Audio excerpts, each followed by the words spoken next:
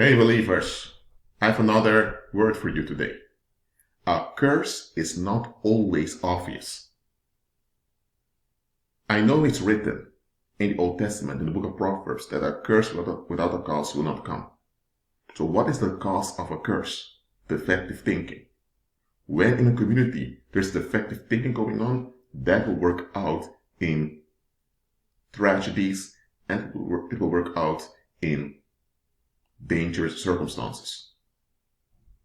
And when a population continues in defective thinking, because they don't want to face it, it becomes a curse. And this curse becomes generational when the next generation takes over this defective walk as if it's something natural. And that is what's going on in the world.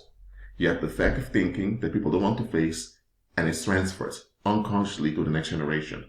And the next generation doesn't know any better, but when they grow up, they don't want to face that they were raised the wrong way, so it continues. A curse, therefore, is a collective outworking of defective thinking. It's an outworking because the collective holds on to it. And when you as an individual partake in this defective thinking, you partake in the curse. And that is how you become accursed, if you remain in it. So to get rid of curses, you must unlearn the defective thinking that society programs you with. And that is why a curse is seldom obvious. Why? Because the consequences of the curse are often hidden by society.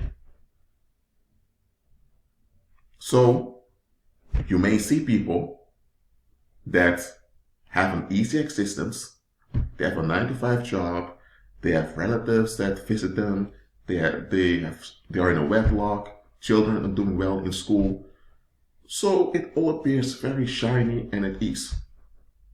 But behind the scenes, there is pollution. But because there are scapegoats in the community, all the negative tensions are relocated to the scapegoats, and people see the scapegoats falling apart. You may have a guy in the street that's drinking all the time. He has kidney failures and all kinds of other stuff going on. But he keeps on drinking. And everyone is shocked that he keeps on drinking despite his health issues. So everyone can see he's mentally defective. But people don't ask the following. If this man is so unhealthy, why is he still alive? So the fact that he is so unhealthy, he even has physical defects happening to him in his organs, but he's still alive, that shows that there is some type of spiritual power that keeps him alive. And if there's a spiritual power keeping him alive, why is that spiritual power keeping him alive in that bad condition? So that spiritual power that's keeping him alive cannot be a good spiritual power. And if it's a spiritual power, who enables the spiritual power? Once you ask those questions, you will clearly see that this individual is a scapegoat that carries the weight of the negative tensions of that community. Or you may have a family where there's a lot of drug abuse. Or there may be an ethnic minority over there where there's a lot of crime. People see the scapegoats falling apart or self-destructing. And they think, whoa, those people are bad people, or those people are low life, or they're white trash, or whatever. Or they're nigglets, or they have all kinds of derogatory terms for them, not going to mention them all. But here's the thing. Just because everyone else has an easy existence doesn't mean that you're safe. The only reason you have ease is because all the negative tension is relocated to the scapegoats. And that's the curse they're in, that they depend on killing and devouring their own to be at ease. So their ease is not natural. Their ease is paranormal. So it's fabricated ease. So it's not peace.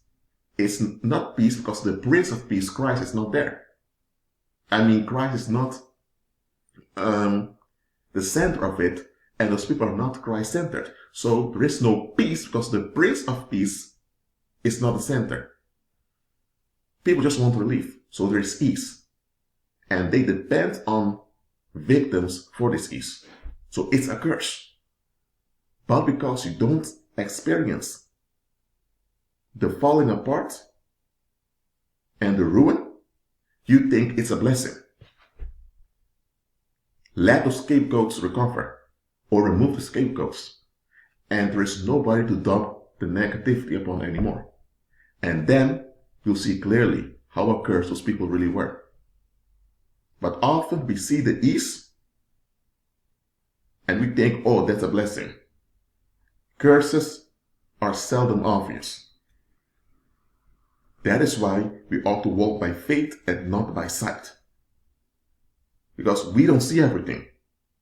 What we see can deceive us. So don't just look at the facts. Look beyond the facts. Look at the context. So, always agree with Christ and be at peace.